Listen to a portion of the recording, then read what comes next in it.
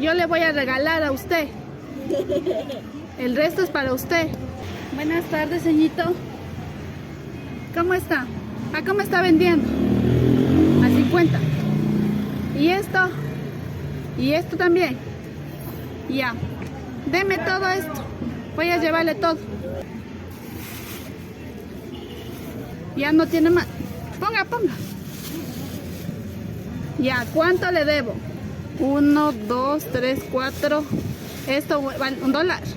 5, esto 6. Yo le voy a regalar a usted. El resto es para usted. Pero con eso irá allá a la casita. Ya vaya a descansar. Chupe nomás. Ya con eso irá a la casita, ya. No, para usted es que le regalo. Ya, cuidaráse, no, ya irá a la casita.